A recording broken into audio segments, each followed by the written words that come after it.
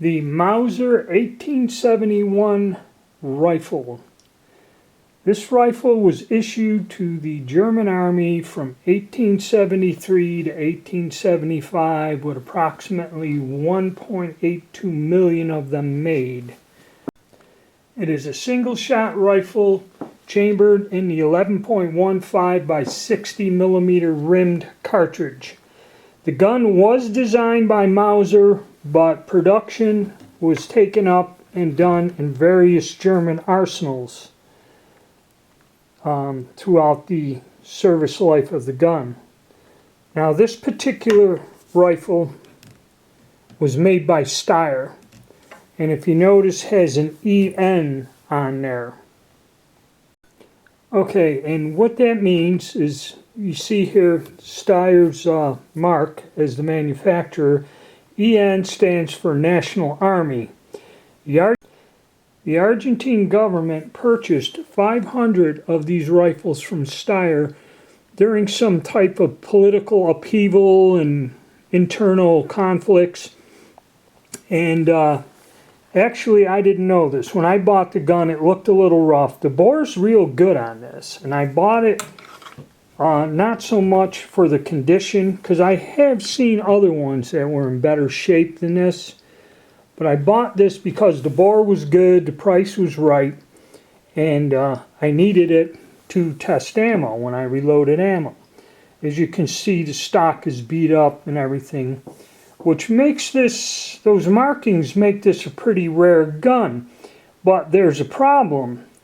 The serial numbers on the receiver and the barrel are correct, but it looks like the barreled receiver was assembled on another weapon, because all of the other parts, the screws and everything, have a different serial number, which do match up to the bolt, screws, and everything else.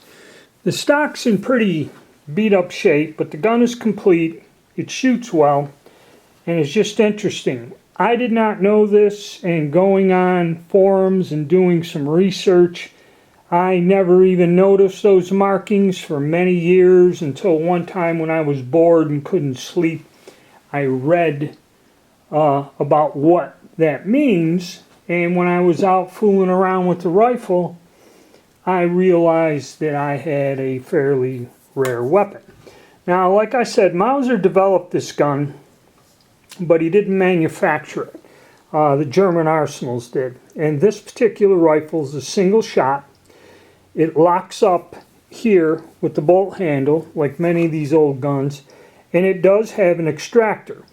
But the gun does not have an ejector, so when you pull the bolt back, the cartridge stays on the extractor. You have to physically, you either pull the cartridge out or just roll it to the side like this, and the cartridge will drop free, and you load another round.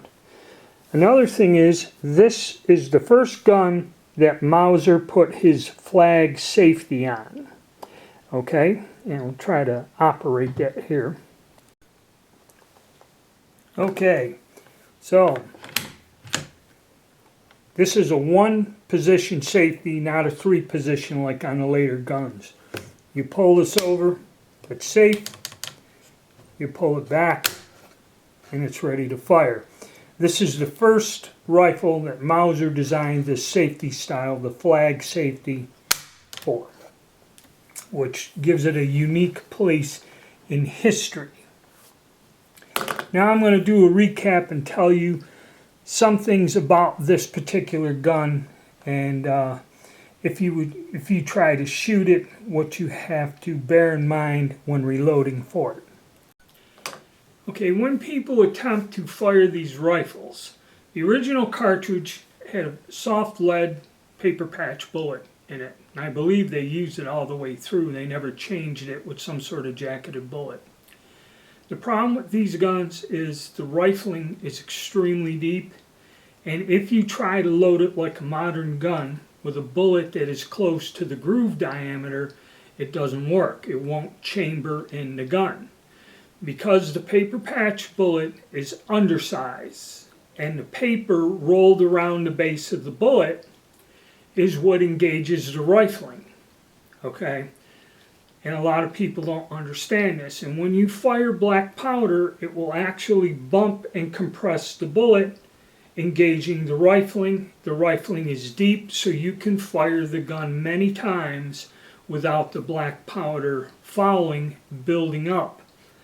And when people try to reload this with a larger caliber bullet to get some accuracy out of it, they run into problems. Because if you put a larger diameter bullet, it won't chamber in the gun. So what I developed was from the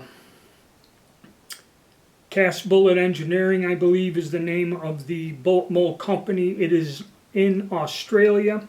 They make a heeled bullet that a French guy developed because this problem also exists in the Gras rifle. So this Frenchman designed a heeled bullet which has a larger diameter so you can get it in the chamber and the bullet will go up into the throat or into the rifling of the gun. And it does fairly well. There is a video of me shooting this load. I may go and show how this load is developed, or I may have done it already. But then again, any reloading information and load data, you have to be a member. The videos are there. The membership costs $3 a month. But if I made a video about reloading it, it's up there. The membership for $3 a month, the information and hours of technical information in those videos is well worth that small sum of money. Okay? But that's my brief synopsis on this gun. Again, pretty nice rare gun, but not 100%. But it is interesting that the one of the 500 purchased by Argentina, that the barreled action or the barreled receiver still survives. Okay? So thank you. Hit the like button, subscribe, and stay tuned.